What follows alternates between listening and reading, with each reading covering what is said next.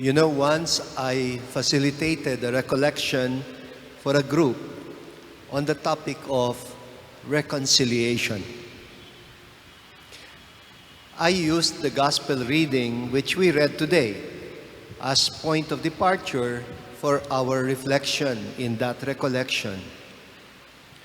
I asked the participants to recall the words Jesus said about what we should do when we bring our gifts to the altar and there remember something.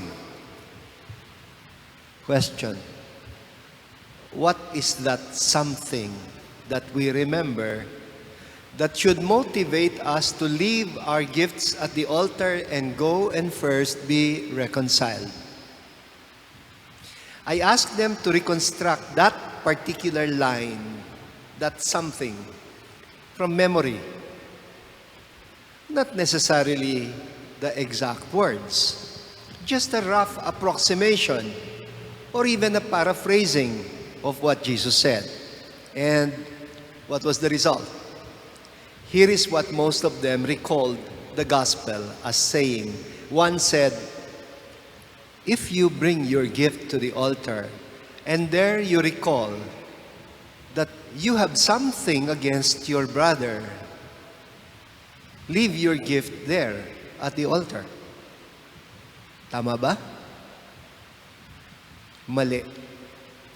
Another person actually paraphrased it in the first person.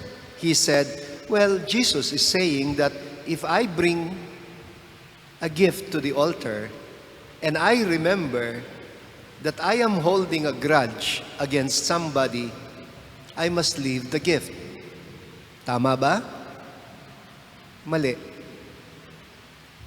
In short, not a single one of them was able to recall it properly or correctly. I wonder if you yourselves out there who are either physically attending or following this homily online would be able to give me the right answer.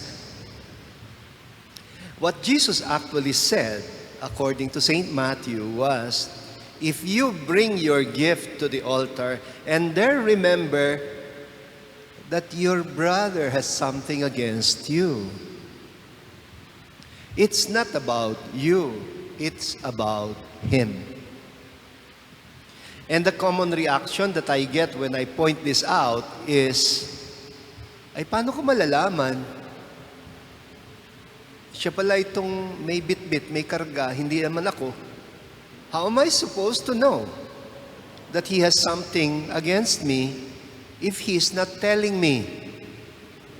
Well, that's precisely the point of Jesus. He expects us to know. He expects us to be sensitive. If you are sensitive, somehow you would know when someone who is close to you has a grudge against you. Iiwasan ka niya. He will avoid you. He will be unusually cold to you. He would probably not even be able to look you in the eye. He will not be as cordial as he was before. If you are sensitive, mararamdaman mo somehow that something is wrong. Hindi kagaya ng dati. Anger, when it turns into a resentment, can kill. It may not turn us into murderers in the literal sense, but it can have a fatal effect on many things in our lives. It can make a marriage break down. It can end a friendship.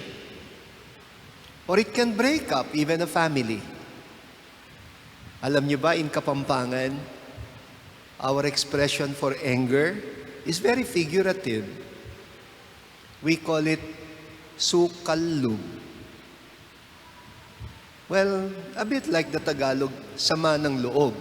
Pero yung Kapampangan sukal, it means basura, basura ng kalooban, inner trash. it is toxic.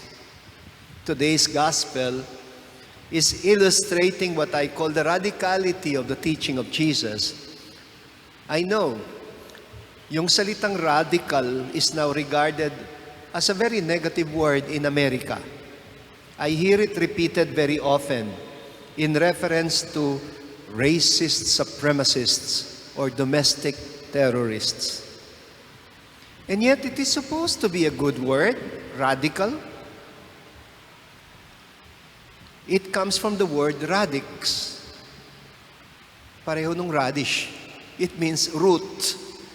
If you want to be able to really solve a problem, you have to get to its very root and not deal with it only on the surface. Otherwise, paulit-ulit lang yan. It will keep recurring over and over again.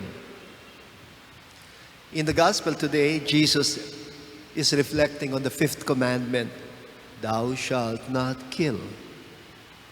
He points out that acts of murder often have their roots in the minds and the hearts of the murderers, and that they can be avoided kung marunong lang tayong mag-anger management. You know, in our lives, we manage a lot of things, but we're not always able to manage our anger. And when that happens, it is the anger itself that will end up managing us or controlling us. Do we not often hear from people who have killed or murdered somebody? Ganito yung pinaka-common line. I was so angry, I snapped. Nagdilim ang paningin ko. Before I knew it, I had already pulled the trigger of the gun. And when I became conscious, the person was dead already in front of me. Unfortunately, there is no way of undoing what has been done. Merong isang linya from Ephesians chapter 4, verse 26. I recommend it to all of you. Ito yung binabasa sa night prayers on Wednesdays for the examination of conscience. St. Paul says, if you get angry, let it not lead you to sin. Do not let the sun go down with your wrath. Do not give the devil a chance to work on you. You see, anger is not a sin. Hindi naman kasalanan magalit. Anger is not yet a sin, but it can lead us to sin if we nurse it. In Tagalog, the expression is, huwag kang magtatanim ng galit. Englishin natin yon. Do not cultivate anger. Why? Because it will grow, it will bear fruit, and the fruits are bitter, and you will regret eating them. Yeah, tao lang tayo. It's okay to get angry, but we need to learn to process it as quickly as possible. Temporarily distancing from the one who triggered the anger is already one good first step. That way, you are able to avoid saying things you will regret. You may express the feelings in words, on a piece of paper, or by text, or by email. Pero huwag mong ipadala. Send it to yourself. Perhaps you can also find someone to help you process it when the emotions turn into thoughts that disturb you. And so why is Jesus advising you to leave your gift at the altar and to take the initiative to seek out the person who is nursing a grudge against you? Because the anger or resentment is preventing him from being able to make his own offerings. It may cloud his judgment. It may affect the way he functions. And you are accountable. Especially if you were aware of it and you chose to ignore it. The response in today's responsorial psalm is projecting on God what we often do with one another. Ang sabi ng response, if you, O Lord, should mark our iniquities, who can stand? Marking iniquities, taking note of other sins, keeping track of their shortcomings. These are the things that usually poison us from within. We are asking God not to deal with us the way we often deal with one another. You would understand then why Jesus, as it were, is telling us in the gospel, please, do yourself a favor. Do not allow the devil to poison your soul with toxicity. Address evil from its very roots.